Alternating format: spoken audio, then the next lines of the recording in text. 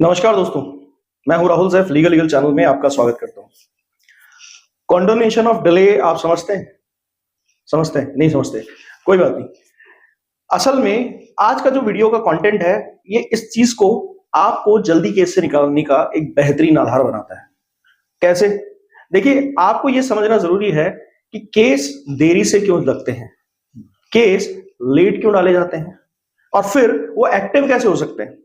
एक सिंपल सी बात करते हैं कि एक व्यक्ति है, उसने रात को शराब पी, तो उसका असर उसकी बॉडी में कितनी देर रह सकता है? अगर हम साइंटिफिक केमिस्ट्री को समझे तो कितनी देर रह सकता है? घंटा, 2 घंटा, 12 घंटा, 24 घंटे उसका असर रह सकता है। तो उसको कब तक साबित किया जा सकता है? 24 घंटे के अंदर अंदर कर सकते हैं। अब आपके सामने कोई व्यक्ति आगे दावा करता है कि 6 महीने पहले आपने शराब पी और उसकी वजह से आपको अपराधी बनाने की कोशिश करे, तो क्या ये पॉसिबल है? क्या उसकी बात पे विश्वास किया जा सकता है? इसी तरह से जो भी झूठा केस होता है, उस पर आपका फोकस होता है, स्त्री धन दिया कि नहीं दिया, पत्नी ने क्या झूठ बोला है, क्या कॉन्ट्राडिक्ट किया है, पत्नी कहां पर क्या कर रही है, पर इस बात पे ध्यान नहीं देते हैं कि आप पे केस चलना चाहिए। अगर वो झूठा है तो, अगर वो केस झूठा है तो वो नहीं चलना चाहिए। इस थ्योरी पर कभी काम नहीं किया गया। इस थ्योरी पे काम किया गया, केस लगाया है तो लड़ना पड़ेगा। और यही रीजन है कि गलत सलाहकार वकीलों के रूप में बहुत सारे लोगों को सिर्फ केसेस के रूप में कोर्टों में ठूसे हुए हैं, घुसाते हैं, रोज बस जबरदस्ती घुसाते हैं, लाके लड़ना पड़ेगा, जमानत नहीं होगी, और इस डर से, इस खौफ से आप लड़ते हैं। कोर्ट के खिलाफ थोड़े जा सकते हैं। ये आपका गलत थॉट है। इसीलिए दोस्तों हम कोशिश करते हैं कि एजुकेटेड किया जाए पब्लिक को, और जब एजुकेटेड हो जाता है आदमी तो वो लॉ की एक सही समझ रखता है, तो उसको पता है कि उसको क्या नहीं करना है और क्या करना चाहिए। इसके लिए हम क्रैश कोर्स चलाते हैं। अगर आप अपनी तैयारी खुद करके अपना केस लड़ना चाहते हैं तो, अगर आप मेन कोर्स ज्वाइन करते हैं तो उसमें फायदा यह है कि थोड़ा एडवांटेज ज्यादा हो जाता है। यहां पर मैं और मेरी अनुभवी टीम आपके साथ जुड़ती है और इस तरह की काफी नॉलेज आपको देती है टाइम टू टाइम, आपके केस के हिसाब से। आपका कोर्स भी इंडिविजुअली आपके ही केस के हिसाब से डिजाइन किया जाता है, यानी कि ये टेलर मेड कोर्सेज होते हैं। इनको आपके केस को ध्यान में रख के तैयार किया जाता है। आप कोई भी केस लड़ने जा रहे हैं तो उसमें क्या आपको भूमिका रखनी है, किस तरह से आपको अपना केस डील करना है, ये सब तैयारी हम आपको करा के देते हैं, जिससे कि आप अपने केस में तेजी से एज ले सके, फटाफट अपना केस खत्म कर सके। आपसे पहले जितने भी लोगों ने ये कोर्सेज ज्वाइन किया उनको यही एडवांटेज मिला हुआ है। कॉन्फिडेंट है, स्ट्रांग है, अपने केसेस में बेहतरीन परफॉर्म कर पा रहे हैं और छोटी मोटी बातों से डरते नहीं। तो अगर आप इन कोर्सेज का हिस्सा होना चाहते हैं, दिए गए व्हाट्सएप नंबर पर डिटेल मांगिए और कोर्स ज्वाइन कर लीजिए तुरंत। आप अगर इस वक्त किसी कानूनी समस्या का समाधान चाहते हैं और लगता है कि मैं उसको सॉल्व कर सकता हूं, तो इसी व्हाट्सएप नंबर पे अपॉइंटमेंट बुक कराइए। दिए हुए टाइम पर आपसे बात होगी, समाधान जरूर किया जाएगा। देखिए दोस्तों, एक बहुत बड़ी प्रॉब्लम को आप फेस कर रहे हैं, उसका नाम है झूठा केस। मगर ये जानते हुए भी आप उसे लड़ रहे हैं।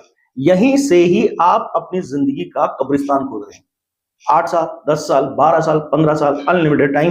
किसी से भी आप पूछेंगे, हर आदमी यही कहेगा ज्यादातर कोर्ट्स के अंदर कि अरे भाई, इसमें तो पता नहीं कितना टाइम लगता है। या तो ये उनकी नाकाबिलियत है, या ये उनकी आपके खिलाफ साजिश है। दो में से एक बात तो जरूर है, या फिर ये दोनों भी हो सकती है। तो नुकसान किसका है? आपका। अब इसके अंदर आपको मैंने जैसे शुरू में कहा कि कॉन्डोनेशन ऑफ डिले क्या होता है। देखिए, अगर इसको हम इतना टेक्निकल होकर नहीं समझे, इसको सिंपल भाषा में समझे, देरी का विषय, यानी कि किसी भी केस को लॉन्च करने के लिए इतनी देरी क्यों हुई। अगर वो क्रिमिनल केस है तो जरूर उसके ऊपर सवाल उठाना जरूरी है।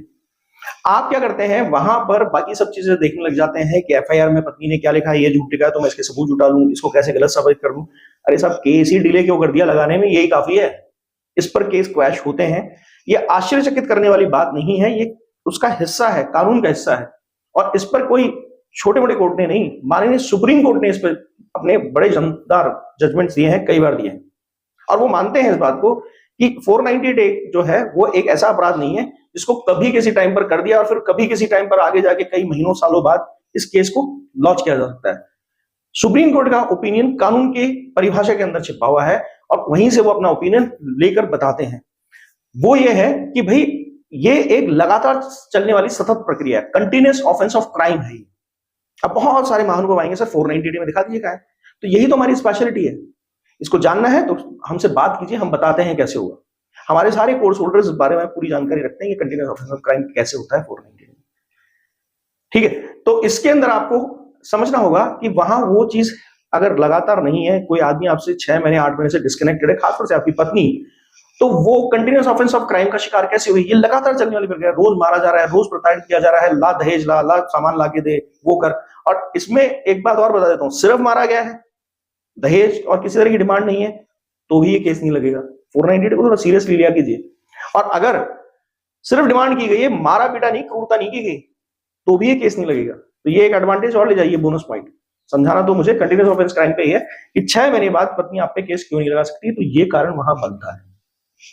अब देखिए, एक बात बहुत सारे लोग नहीं जानते हैं कि 498 पति पर झूठा लगाने पर कोर्ट में आप तुरंत एप्लीकेशन लगा सकते हैं जैसे ही आप एक्विटल होते हैं। जैसे मैं ये रीजनिंग बता रहा हूं, अगर इस रीजनिंग को कोई समझ गया कि 6 महीने बाद, 8 महीने बाद, साल भर बाद, 2 साल बाद अगर आपकी पत्नी ने केस लगाया है, ये कभी भी एक लंबे पीरियड बाद केस लगाया, 2-4 महीने बाद केस लगाया है, तो इस आधार पर आप केस को खारिज करवा सकते हैं और आसानी से होता है। कोई बड़ी बात नहीं बताई है मैंने, हुए हैं, खूब आराम से होते हैं केसेस। तो इस सारी सिचुएशन में होता क्या है, इस सारी सिचुएशन में ये होता है कि जैसे आप एक्विटल होते हैं इस केस के अंदर, और ये एक्विटल का रीजन बनता है, ये बात ध्यान रखिएगा, इसके अंदर कन्विक्शन नहीं बनता है और संदेह के आधार पर आपको छोड़ नहीं जाता है। अगर आप क्वेश्चन पे जाएंगे तो सीधा एक्विटल बनता है। तो अगर इसके अंदर आप बिल्कुल निरपराध निकलते हैं, आपको अपराधी नहीं माना जाता, निर्दोष मान लिया जाता है, तो इस सूरत में आप पे ये बहुत बड़ी क्रूरता मानी जाती है। चाहे आपके पास तलाक के लिए एक भी सबूत नहीं हो, सिर्फ इस केस के अंदर ही जिस दिन आप एक्विटल होने जा रहे हैं, जिस दिन आपका ऑर्डर होने जा रहा है, उस दिन तुरंत अपनी डाइवोर्स की भी एक एप्लीकेशन दे दीजिए। जनरल सी एप्लीकेशन देनी होती है, कोर्ट तुरंत उस दिन आपका तलाक भी करवा देगी उसी दिन। मतलब आपको कोई कंटेस्ट नहीं करना पड़ेगा तलाक। तो यानी एक तरीके से 498 को खारिज कराने का मतलब यह है कि आप तलाक का ही इनडायरेक्टली केस लड़ रहे हैं। मोटी बात अगर लग रही है, भारी बात अगर लग रही है, तो एक बार समझने के लिए बात जरूर कीजिएगा, बहुत डिटेल में समझा दूंगा। वीडियो अच्छा लगा तो लाइक कीजिएगा, शेयर कीजिएगा, सब्सक्राइब कीजिएगा, और जाते जाते ये जरूर बता दीजिएगा अगर बात समझ में आई तो कब अपना केस खारिज करवाने जा रहे हैं झूठा 498 का। Thank you.